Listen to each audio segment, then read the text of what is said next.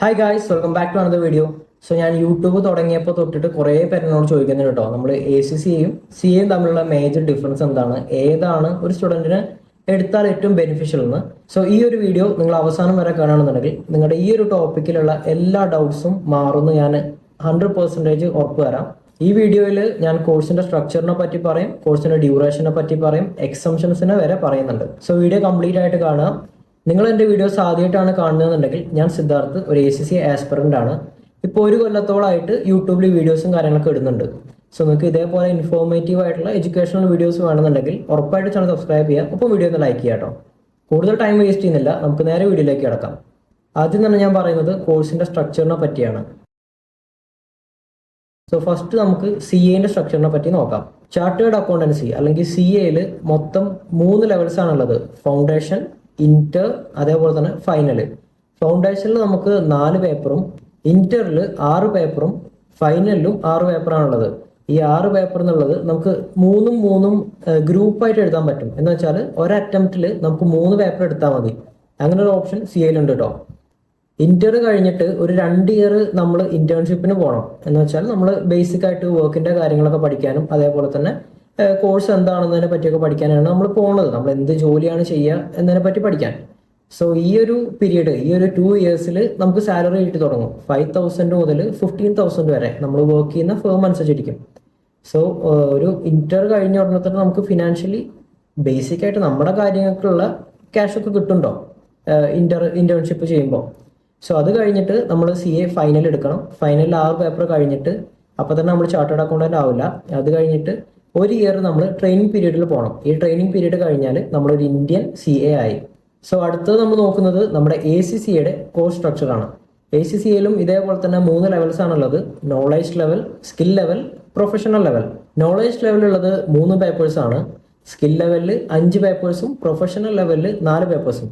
ഈ 4 പേപ്പേഴ്സിൽ നമുക്ക് 2 മാൻഡറ്ററി ആയിട്ടും 2 നമുക്ക് ആവശ്യമുള്ളത് സെലക്ട് ചെയ്യാം. അതായത് നമ്മൾ ഏത് ഫീൽഡിലോട്ടാണോ പോകാൻ ഉദ്ദേശിക്കുന്നത്, നമുക്ക് ഏത് ടൈപ്പ് ജോലിയാണോ ഇഷ്ടം, അത് നോക്കിയിട്ട് നമുക്ക് വേണ്ട പേപ്പേഴ്സ് നമുക്ക് സെലക്ട് ചെയ്യാം. അങ്ങനെ 13 പേപ്പേഴ്സ് ആണ് മൊത്തം ഉള്ളത്. ഈ 13 പേപ്പർ കംപ്ലീറ്റ് ചെയ്ത ഉടനെ നമ്മളൊരു ACCA മെമ്പർ ആവില്ല. ACCA മെമ്പർ ആവണമെന്നുണ്ടെങ്കിൽ ഈ 13 പേപ്പറിന് ശേഷം 3 ഇയറിൽ വർക്ക് എക്സ്പീരിയൻസും എത്തിക്സ് മോഡ്യൂൾ എന്ന് പറഞ്ഞൊരു പേപ്പർ നമ്മൾ എഴുതി പാസ്സാവണം. ഇത്രയും കാര്യങ്ങൾ ചെയ്ത് കഴിയുമ്പോൾ നമ്മളൊരു ACCA മെമ്പറായി. 13 പേപ്പർ കംപ്ലീറ്റ് ആയ ഒരു സ്റ്റുഡൻറ്റിനെ നമ്മൾ ACCA അഫിലിയേറ്റ് എന്ന് പറയും. 9 പേപ്പർ കംപ്ലീറ്റ് ആയ ഒരു സ്റ്റുഡൻറ്റിനെ നമ്മൾ ACCA പാർട്ട് ക്വാളിഫൈഡ് എന്ന് പറയും. CAനെ സംബന്ധിച്ച് നമ്മൾ എല്ലാ പേപ്പേഴ്സും ഇതേപോലെ ഗ്രൂപ്പായിട്ട് തന്നെ എടുക്കണം. പക്ഷേ ACCയിൽ നമുക്ക് എല്ലാ പേപ്പേഴ്സും സിംഗിൾ ആയിട്ട് എടുക്കാൻ പറ്റും. അതുകൊണ്ട് തന്നെയാണ് സിലബസ് ഓൾമോസ്റ്റ് സിമിലർ ആയിട്ടും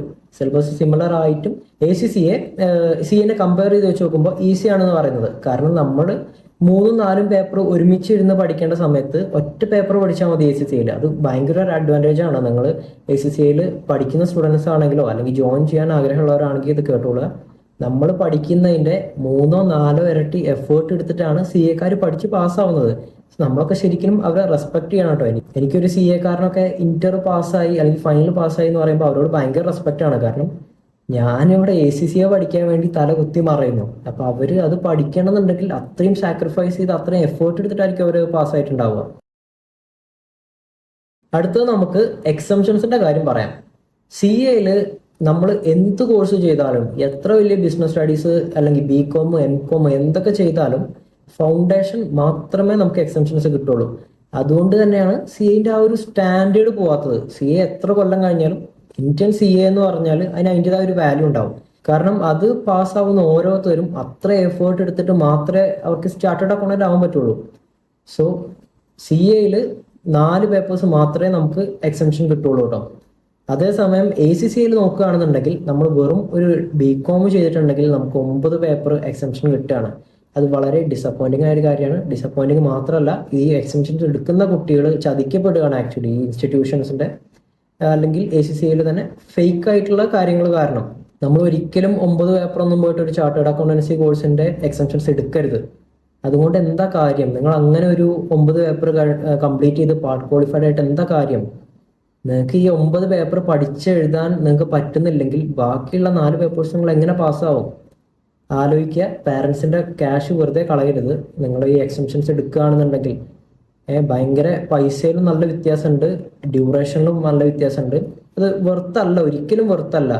നിങ്ങൾ ACC എടുക്കുകയാണെന്നുണ്ടെങ്കിൽ ഓരോ പേപ്പറും പഠിച്ച് തന്നെ പോവാം.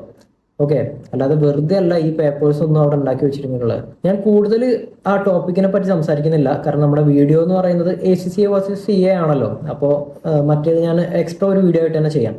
അത് പറഞ്ഞപ്പോഴാണ് ഒരുപാട് പേര് എന്നോട് ACCന് പുറമെ നമുക്ക് എന്തൊക്കെ സ്കില്ല് വേണം, ഒരു ജോബ് കിട്ടാൻ എന്തൊക്കെ സ്കില്ല് വേണം, വേറെ എന്തെങ്കിലും കോഴ്സ് ചെയ്യണോ എന്നൊക്കെ ഒരുപാട് പേര് എന്നോട് ചോദിക്കുന്നുണ്ട്, ഇൻസ്റ്റഗ്രാമിലും യൂട്യൂബിൽ കമന്റ് സെക്ഷനിലും.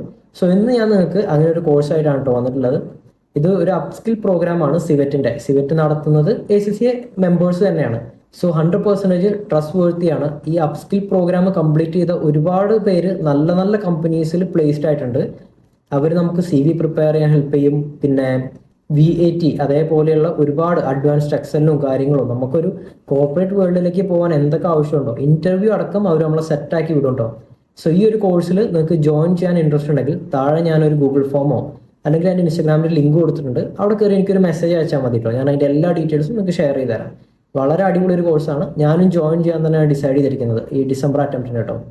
കാരണം നമുക്ക് ACCA പോലൊരു കോഴ്സ് ഇത്രയും കോമ്പറ്റീറ്റീവ് ആയിട്ടുള്ള ഒരു ഫീൽഡിൽ ഇങ്ങനെ എന്തെങ്കിലും എക്സ്ട്രാ ഒരു കഴിവില്ല എന്നുണ്ടെങ്കിൽ നമുക്ക് ജോബ് കിട്ടൂല. ഓക്കെ, സോ നിങ്ങളും ഇതേപോലെ തന്നെ എന്തെങ്കിലും കോഴ്സിന് ചേരുക. ഇതെന്റെ ഹോണസ്റ്റ് ആയിട്ടുള്ള ഒരു റെക്കമെൻഡേഷൻ ആണ്, അല്ലാതെ പെയ്ഡ് പ്രൊമോഷനും കാര്യങ്ങളൊന്നും അല്ല കേട്ടോ.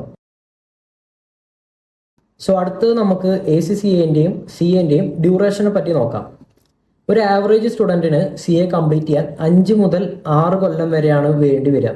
അതായത് ഇന്റേൺഷിപ്പും കാര്യങ്ങളൊക്കെ കഴിഞ്ഞതിന് ശേഷം നമുക്കൊരു 6 കൊല്ലമാണ് CA കംപ്ലീറ്റ് ചെയ്യാനായിട്ട് വേണ്ടി വരിക കേട്ടോ. ഇത് depending on person to person ആണ്. കാരണം നമ്മുടെ കാപ്പബിലിറ്റി വളരെ കൂടുതലാണെന്നുണ്ടെങ്കിൽ നമുക്കൊരു 5 കൊല്ലത്തിൽ കംപ്ലീറ്റ് ചെയ്യാം. അതല്ല നമ്മളെ കൊണ്ട് എന്തെങ്കിലും കാരണവശാൽ നമ്മൾ ഫെയിൽ ആവുകയാണെന്നുണ്ടെങ്കിൽ അതൊരു 7-8 കൊല്ലം വരെയൊക്കെ പോയിന്ന് വരാം. 10 കൊല്ലമായിട്ടും ചാർട്ടേഡ് അക്കൗണ്ടന്റ് ആവാത്ത ആൾക്കാരൊക്കെ ഉണ്ട്. അത് നമ്മൾ റിയാലിറ്റി അക്സെപ്റ്റ് ചെയ്തേ പറ്റുള്ളൂ. ഓക്കെ, കുറച്ചൊരു റിസ്കി ആയിട്ടുള്ള കോഴ്സ് തന്നെയാണ് ചാർട്ടേഡ് അക്കൗണ്ടൻസി. അതുകൊണ്ട് തന്നെ അതിന്റെ റിവാർഡും അത്രയും വലുതാണ്. ഓക്കെ, ഇനി നമ്മൾ ACCന്റെ കാര്യം നോക്കുകയാണെങ്കിൽ 2 മുതൽ 3 കൊല്ലം. ഓക്കെ, 3 കൊല്ലമൊക്കെ സുഖമായിട്ട് നമുക്ക് ഫെയിൽ ആവുന്നില്ലെങ്കിൽ 3 കൊല്ലം കൊണ്ട് നമുക്കൊരു ACCA അഫിലിയേറ്റ് ആവാം.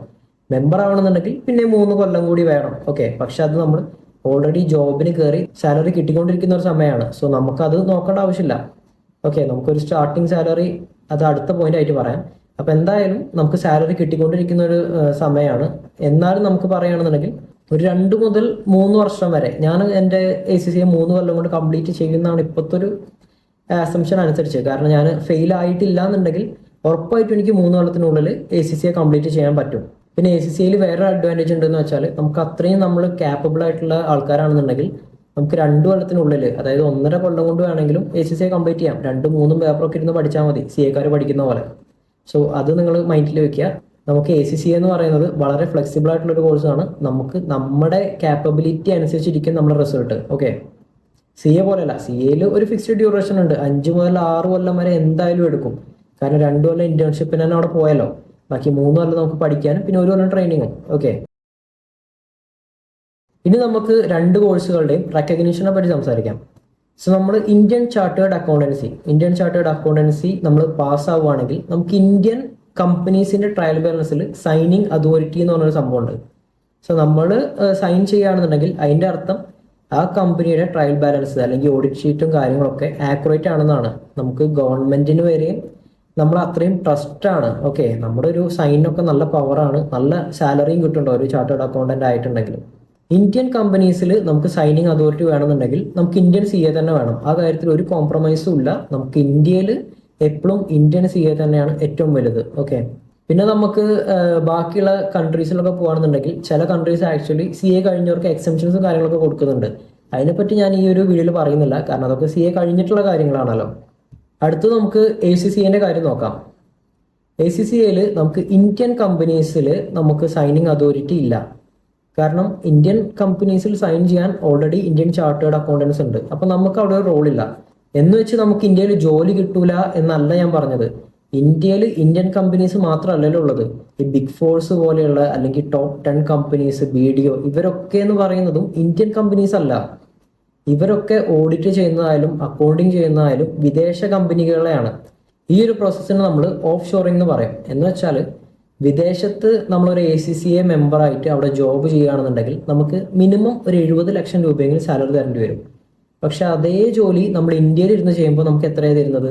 10 മുതൽ 15 ലക്ഷം വരെ മാക്സിമം. സോ അവർക്ക് അതിലൂടെ 50 ലക്ഷത്തോളമാണ് അങ്ങനെ ലാഭം കിട്ടുന്നത്. അതുകൊണ്ടാണ് ഈ ഓഫ് ഷോറിങ് ഒരുപാട് കമ്പനീസ് യൂസ് ചെയ്യുന്നത്. സോ നമുക്ക് ഇന്ത്യയിൽ നിന്നുകൊണ്ട് തന്നെ ആ കമ്പനീസിന്റെ എല്ലാത്തിന്റെ ഓഡിറ്റും സൈനിങ് അതോറിറ്റിയും കാര്യങ്ങളൊക്കെ ഉണ്ട്. സോ നമുക്ക് ജോബ് അങ്ങനെ കിട്ടില്ല എന്നൊന്നും പറയാൻ പറ്റില്ല കേട്ടോ. ജോബ് കിട്ടുന്നില്ലെങ്കിൽ നമ്മൾ എന്തെങ്കിലും ഒരു മിസ്റ്റേക്ക് അവിടെ ചെയ്യുന്നുണ്ടാവും. അതെന്താന്ന് കണ്ടുപിടിച്ച് അത് ഇമ്പ്രൂവ് ചെയ്യാം. ഇന്റർവ്യൂസിനൊക്കെ പോകുമ്പോൾ ശ്രദ്ധിക്കേണ്ട കാര്യങ്ങൾ അതേപോലെ തന്നെ നമ്മൾ പഠിക്കുക, കാര്യങ്ങളൊക്കെ കറക്റ്റായിട്ട് ചെയ്യുക. അതിനെ ഞാൻ കുറച്ച് നേരത്തെ പറഞ്ഞ അപ്സ്കിൽ പ്രോഗ്രാം നിങ്ങളെ എന്തായാലും 100% ഹെൽപ്പ് ചെയ്യും. പിന്നെന്താന്ന് വെച്ചാൽ വിദേശ രാജ്യങ്ങളിൽ CA-നെക്കാട്ടിലും വാല്യൂ ACCA-ക്കാണ് കേട്ടോ. ഇത് CA-യും ACCA-യും രണ്ടും കംപ്ലീറ്റ് ആയിട്ടുള്ള ഒരാൾ വിദേശത്ത് ഇപ്പോൾ വർക്ക് ചെയ്തുകൊണ്ടിരിക്കുന്ന ഒരാൾ എന്നോട് പറഞ്ഞതാണ്. ACCA-ക്കാണ് വിദേശ രാജ്യങ്ങൾ CA-നെക്കാട്ടിലും ഒന്നും കൂടി ഒരു വാല്യൂ ഉള്ളത്. കാരണം നമ്മൾ പഠിക്കുന്നതൊക്കെ ഇന്റർനാഷണലി ഉള്ള കാര്യങ്ങളാണ്, അല്ലാതെ ഇന്ത്യനെ മാത്രം ഉള്ളതല്ല. സോ നമുക്ക് കുറച്ചും കൂടി ഒരു ബെനിഫിറ്റ് ആയിരിക്കും അവിടെയൊക്കെ പോയി വർക്ക് ചെയ്യാനും കാര്യങ്ങളൊക്കെ. നമുക്ക് UK-യിലെ ചാർട്ടേഡ് അക്കൗണ്ടന്റ് ആവാനൊക്കെ എക്സംഷൻസും കാര്യങ്ങളൊക്കെ കിട്ടും നമ്മൾ ACCA കംപ്ലീറ്റ് ചെയ്തിട്ടുണ്ടെങ്കിൽ. അത് ഞാൻ ഈ പറഞ്ഞ പോലെ വേറൊരു വീഡിയോയിൽ ചെയ്യാം. ACCA കംപ്ലീറ്റ് ചെയ്താൽ 180+ കൺട്രീസിൽ നമുക്ക് റെക്കഗ്നിഷൻ ഉണ്ടാവും. എന്ന് വെച്ച് ഈ 180+ കൺട്രീസിൽ നമുക്ക് ജോലി ചെയ്യാനൊന്നും പറ്റില്ല. കാരണം കോഴ്സിന് റെക്കഗ്നിഷൻ ആയിട്ട് കാര്യമില്ലല്ലോ. നമുക്ക് ആ രാജ്യത്തെ ഭാഷ പഠിക്കേണ്ടി വരും, അല്ലെങ്കിൽ അവിടുത്തെ കാര്യങ്ങൾ പഠിക്കേണ്ടി വരും. അങ്ങനെ ഒരുപാട് എലമെന്റ്സ് ഉണ്ട് ഇതിൽ. അല്ല നമുക്കിങ്ങനെ ഒറ്റ വാക്കിൽ പറയാൻ പറ്റിയ ഒരു കാര്യമൊന്നുമല്ല. സോ നമുക്ക് ഓൺ പേപ്പർ നോക്കാനാണെങ്കിൽ 180+ കൺട്രീസിൽ റെക്കഗ്നീഷൻ ഉള്ള ഒരു കോഴ്സാണ് ACCA. അത് CA-നെ വെച്ച് നോക്കുമ്പോൾ വലിയൊരു അഡ്വാൻറ്റേജ് തന്നെയാണ് കേട്ടോ. ഇനി നമുക്ക് സിലബസിന്റെ കാര്യം പറയാം. CA-യുടെയും ACCA-യുടെയും സിലബസ് തമ്മിൽ വലിയ ഡിഫറൻസ് ഒന്നുമില്ല. 95%ഉം രണ്ടിനും സിലബസ് സെയിം ആണ്. പക്ഷെ നമ്മൾ പഠിക്കുന്ന ടാക്സും അതേപോലെ തന്നെ ലോയും കാര്യങ്ങളൊക്കെ ഒന്നുകൂടി UK ബേസ്ഡ് ആയിരിക്കും, അല്ലാതെ ഇന്ത്യനെ ബേസ് ചെയ്തുകൊണ്ടായിരിക്കില്ല. അതാണ് ഒരു മേജർ ഡിഫറൻസ് സിലബസിൽ. ബാക്കിയൊക്കെ ഏകദേശം സിമിലർ ആണ്. ഓക്കെ, നമ്മുടെ സിലബസും കാര്യങ്ങളൊക്കെ ഏകദേശം സിമിലർ ആണ്. അതേപോലെ തന്നെ CA-ന്റെ പാസിംഗ് റേറ്റ് എന്ന് പറയുന്നത് 5 മുതൽ 12% വരെ മാത്രമേ ഉള്ളൂ. പക്ഷേ ACCA-ന്റെ പാസിംഗ് റേറ്റ് എന്ന് പറയുന്നത് 40 മുതൽ 50% വരെ ഉണ്ട്. ഓക്കെ, അതിന് കാരണം ഞാൻ പിന്നെ അത് പറയുന്നില്ല. അതിന് കാരണം നമ്മൾ ഈ പേപ്പർ വൈസ് ആയിട്ട് ചെയ്യുന്നതുകൊണ്ടാണ്, അല്ലാതെ കോഴ്സ് ഈസി ആയതുകൊണ്ടല്ല. അടുത്തത് നമുക്ക് ഫീ സ്ട്രക്ചറിനെ പറ്റി പറയാം. ഫസ്റ്റ് തന്നെ നമുക്ക് CA-ന്റെ ഫീ സ്ട്രക്ചർ നോക്കാം. ഒരു ഇന്ത്യൻ ചാർട്ടേഡ് അക്കൗണ്ടന്റ് ആവണമെങ്കിൽ നമുക്ക് ഏറ്റവും മാക്സിമം 3.5 lakh ആണ് ആവുക. 3 lakh to 3.5 lakh ഇതിനുള്ളിലൊക്കെ ആയിരിക്കും നമുക്ക് വരുന്ന ഒരു എക്സ്പെൻസ് എന്ന് പറയുന്നത്. പക്ഷേ ACCA കുറച്ചും കൂടി ഒരു എക്സ്പെൻസീവ് ആയിട്ടുള്ള കോഴ്സാണ്. ഒരു 4 മുതൽ 6 ലക്ഷം വരെ, നമ്മുടെ ഡിപ്പെൻഡിങ് ഓൺ ദ ഇൻസ്റ്റിറ്റ്യൂട്ട് നല്ല വേരിയേഷൻ വരും. കാരണം ചില ഇൻസ്റ്റിറ്റ്യൂട്ട്സ് ഒക്കെ നല്ല കത്തിയാണ്. അപ്പോൾ എന്തെന്ന് പറഞ്ഞാലും നമുക്കൊരു 4 മുതൽ 6 ലക്ഷം വരെയാണ് ഒരു ACCA ആവറേജ് ആയിട്ടുള്ള ഒരു റേറ്റ്. നമുക്കൊരു ഫീസും കാര്യങ്ങളും എക്സാം ഫീസും എല്ലാം കൂടി അടക്കണ്ടാവും. സോ നിങ്ങൾക്ക് ഒരു ഡീസൻ്റ് ആയിട്ടുള്ള ഫീസിൽ നല്ല ഒരു ഇൻസ്റ്റിറ്റ്യൂട്ടിൽ പഠിക്കണം, നല്ല ബെസ്റ്റ് ഫാക്കൽറ്റീസ് ഒക്കെ ഉള്ള ഒരു ഇൻസ്റ്റിറ്റ്യൂട്ടിൽ പഠിക്കണം എന്ന് ആഗ്രഹം ഉണ്ടെങ്കിൽ താഴെ ഡിസ്ക്രിപ്ഷനിൽ ഞാനൊരു ലിങ്ക് കൊടുത്തിട്ടുണ്ട്. അവിടെ കയറുക, എനിക്ക് ഇൻസ്റ്റാഗ്രാമിൽ മെസ്സേജ് അയക്കാം കേട്ടോ. അതിന് വേണ്ട എല്ലാ സപ്പോർട്ടും ഞാൻ ചെയ്തു തരാം. ഇനി നിങ്ങൾ എല്ലാവരും കാത്തിരുന്ന ഒരു കാര്യമാണ് ACCA-യുടെയും CA-യുടെയും സാലറി. ആദ്യം തന്നെ നമുക്ക് ചാർട്ടേഡ് അക്കൗണ്ടന്റിന്റെ സാലറി നോക്കാം. 7 മുതൽ 10 ലക്ഷം വരെയാണ് ഒരു ഇന്ത്യൻ ചാർട്ടേഡ് അക്കൗണ്ടന്റിന്റെ salary, depending on the firm. നിങ്ങൾ നല്ല അടിപൊളി ഫേമിലൊക്കെ ആണെന്നുണ്ടെങ്കിൽ ഇതിന്റെ കൂടുതലും കിട്ടിയെന്ന് വരാം. അതല്ല, നിങ്ങൾ കുറച്ചൊരു സാധാരണ ഫേമിലൊക്കെ ആണെന്നുണ്ടെങ്കിൽ ഒരു 6 to 7 lakh ഒക്കെ കിട്ടിയെന്ന് വരും. ഓക്കെ, സോ നമുക്കൊരു 7 to 10 lakh ആണ് ഒരു ആവറേജ് ആയിട്ട് പറയാൻ പറ്റുക. ഓൺ ദി അതർ സൈഡ് ACCA-ക്ക് ഇന്ത്യയിലുള്ള സാലറി എന്ന് പറയുന്നത് സ്റ്റാർട്ടിംഗ് സാലറി ആട്ടോ ഈ രണ്ടിനും പറയുന്നത്. 4 to 6 lakh ആണ് നമ്മുടെ ACCA-യുടെ ഒരു സ്റ്റാർട്ടിംഗ് സാലറി. ഇതും നല്ലപോലെ വാരി ചെയ്യും. നമ്മൾ ഏത് കമ്പനിയിലാണെന്നുള്ളതിനനുസരിച്ചിരിക്കും നമ്മുടെ സാലറി ഒക്കെ. അല്ല, നമുക്കിതൊന്നും അങ്ങനെ ഒരു ജനറൽ ആയിട്ട് പറയാൻ പറ്റുന്ന കാര്യമല്ല. നമ്മുടെ ഇന്റർവ്യൂവിലുള്ള സ്കില്ല്, നമ്മുടെ ബാക്കിയുള്ള വർക്കിലുള്ള പെർഫോമൻസ്, ഇതിനൊക്കെ റിലേറ്റ് ചെയ്തിട്ടിരിക്കും നമ്മുടെ സാലറി. അതേപോലെ തന്നെ നമുക്ക് നല്ലൊരു എക്സ്പീരിയൻസ്, ഒരു 3 year എക്സ്പീരിയൻസ് നമ്മളൊരു മെമ്പറൊക്കെ ആയി കഴിയുമ്പോൾ സാലറിയിൽ നല്ല ഇൻക്രീസ് ഉണ്ടാവും. അതിപ്പോൾ CA-യിലാണെങ്കിലും ACCA-യിലാണെങ്കിലും നമുക്ക് നല്ലപോലെ സാലറിയിൽ റൈസ് ഉണ്ടാവും. ഇന്ത്യയിൽ നമ്മുടെ ഇന്ത്യൻ CA-ക്ക് നല്ല ഡിമാൻഡാണ്. ബാങ്കിങ്ങിലായാലും ഓഡിറ്റിങ്ങിലായാലും അതല്ല കോർപ്പറേറ്റിലാണെങ്കിലും നമുക്ക് പ്രൈവറ്റ് ആയിട്ട് നമ്മൾ ഒറ്റയ്ക്ക് ഫേം തുടങ്ങി അങ്ങനെ ചെയ്യുമല്ലോ, അതിനാണെന്നുണ്ടെങ്കിലും CA-ക്ക് നല്ല ഡിമാൻഡാണ്. ഇനി നമുക്ക് ACCA കാര്യം നോക്കാം. ACCAയിൽ ഇന്ത്യയിൽ നമുക്ക് ചെയ്യാൻ പറ്റുന്നത് ബിഗ് ഫോർസ് അതേപോലെ തന്നെ മൾട്ടിനാഷണൽ കമ്പനീസിൻ്റെ ഒക്കെ വർക്കുകളാണ്. അല്ല നമുക്ക് ഇന്ത്യൻ കമ്പനീസിൽ വർക്ക് ചെയ്യാൻ പറ്റില്ല. ഞാനത് ആദ്യം പറഞ്ഞിരുന്നല്ലോ. വർക്ക് ചെയ്യാൻ പറ്റില്ല എന്നല്ല, നമുക്ക് ഓഡിറ്റിംഗ് ചെയ്യാൻ പറ്റില്ല. പിന്നെ ഒരുപാട് പേര് പറയുന്ന ഒരു കാര്യം കേട്ടോ, നമുക്ക് ACCA കഴിഞ്ഞ ഉടനെ അങ്ങോട്ട് അബ്രോഡ് പോകാമെന്ന്. അങ്ങനെ ACCA കഴിഞ്ഞ ഉടനെ അബ്രോഡ് പോകാനൊന്നും പറ്റൂല. അതുകൊണ്ട് തന്നെയാണ് കൂടുതൽ ACCAക്കാരും ഇന്ത്യയിൽ നിന്ന് കഴിഞ്ഞവർ ഇന്ത്യയിൽ തന്നെ നിൽക്കുന്നത്. നമുക്ക് നല്ലൊരു എക്സ്പീരിയൻസും നല്ല സ്കില്ലും നല്ല ഇന്റർവ്യൂവിൽ പെർഫോമൻസും ഉണ്ടെങ്കിൽ മാത്രമേ നമുക്ക് അബ്രോഡൊക്കെ പോകാൻ പറ്റുള്ളൂ. അത് അത്ര സിമ്പിൾ അല്ല നമ്മൾ പറയുന്ന അത്ര. 180+ കൺട്രീസിൽ നമുക്ക് റെക്കഗ്നേഷൻ ഉണ്ട് എന്ന് പറഞ്ഞു. എന്ന് വെച്ചിട്ട് ഈ 180+ കൺട്രീസിലും നമ്മൾ ഇന്ത്യക്കാരല്ല ആവശ്യം. അവിടെ ഒക്കെയും ACCA പഠിപ്പിക്കുന്നുണ്ട്, അവിടെ ACCA സ്റ്റുഡൻസ് ഉണ്ട്, അവർക്കും വർക്ക് ചെയ്യണ്ടേ. സോ അബ്രോഡ് പോയി ജോബ് ചെയ്യാന്ന് പറയുന്നത്ര എളുപ്പമല്ല, കുറച്ച് ഒരു മെനക്കേടാണ്. എന്നാലും നമുക്ക് അബ്രോഡൊക്കെ പോയിട്ട് വർക്ക് ചെയ്യാം. ഇനി നമുക്കൊരു കൺക്ലൂഷനിലേക്ക് വരാം. ആര് CA എടുക്കണം, ആര് ACCA എടുക്കണം? ഞാൻ ഇനി പറയാൻ പോകുന്ന കാര്യം കൂടി കേൾക്കുകയാണെങ്കിൽ നിങ്ങൾക്ക് ഒരു ഫൈനലായിട്ട് ഡിസിഷൻ എടുക്കാൻ പറ്റും.